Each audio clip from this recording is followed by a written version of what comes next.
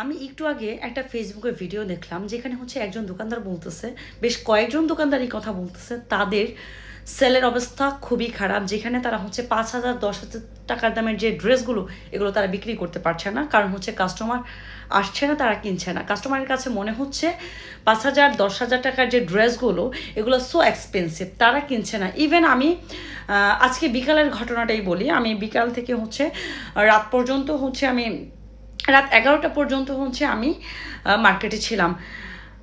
মানে believe or not guys, এর চেয়ে বেশি কাস্টমার হচ্ছে রেগুলার ডেতেই হচ্ছে মানে একজন দোকানদারের কাছে থাকে। মানে কাস্টমার নাই বললেই চলে। যেখানে হচ্ছে 5,000 10,000 টাকার ড্রেস কিনবে এইরকম ক্রেতা তো হচ্ছে আপনার হাতে গোনা।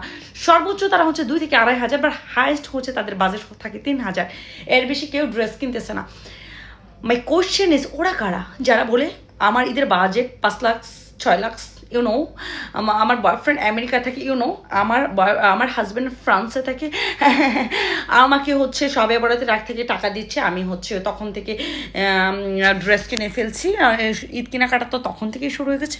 ওরা কারা যারা বলে তাদের হচ্ছে প্রত্যেকটা হচ্ছে 60,000 70,000 টাকা বাজেট? তাহলে দোকানদারগুলো তাদেরকে তো ডাকতেছে, দোকানদারগুলো তো বলতেছে আপা আপনারা আসেন, আপনারা আসেন, আপনারা কোথায়? এরকম কাস্টমারগুলো আমরা পাচ্ছি না, তারা খুঁজছে কোথায় আপনারা? মানে এইসব দোকানদারের যে দোকান খরায় মরতেছে, সেখানে যাচ্ছেন না কেন আপনারা? মানে ওরা যে হাহাকার করতেছে যে এইসব কাস্টমার আসুক, এইসব কাস্টমার কোথায় থাকে? মানে তাদের খুশান ওরা কোথায়? সো এই সোশ্যাল মিডিয়া থেকে আমরা একটা জিনিস শিক্ষা নিতে পারি, সেটা কি?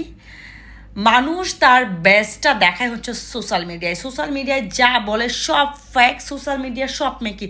আমি আপনাদেরকে আপুরা বোনরা মায়েরা সবাইকে আন্টিরা সবাইকে একটা জিনিস বলবো, সোশ্যাল মিডিয়া আপনারা যা দেখেন সেটা কখনো বিশ্বাস করবেন না। আর সোশ্যাল মিডিয়ার এই নোংরা জিনিসগুলো নিয়ে কখনো আপনারা আপনাদের ফ্যামিলিতে অশান্তি করবেন না। কেন কি জানেন? তাহলে হচ্ছে আপনার ফ্যামিলির অবস্থা হয়ে যাবে আপনার কানিয়ে নিচে চিলে। ব্যাপারটা হচ্ছে এরকম। সো আমি এই কথাটাই বলবো, সোশ্যাল মিডিয়ার কারো কোনো কথা শুনবেন না, বিশ্বাসও করবেন না। আলটিমেটলি যারা বলতেছে লাক্স লাক্স হচ্ছে টাকার হিসাব, যা দেখেন না ভাই, ওরা ভাত খাইতে পারে না। সো মানে এইসব মানুষ থেকে বা এইসব মানুষের কথা থেকে আপনি কখনো আপনার ব্রেনে নেবেন না।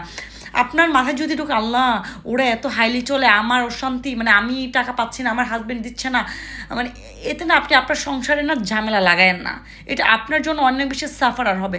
সোশ্যাল মিডিয়া অলওয়েজ হচ্ছে ফ্যাক ম্যাকি জিনিসগুলো হচ্ছে মানুষের সামনে প্রেজেন্ট করে, কীভাবে আপনাকে উস্কানি করবে, ইভেন এইটাই হচ্ছে তাদের ভিউ বাণিজ্য।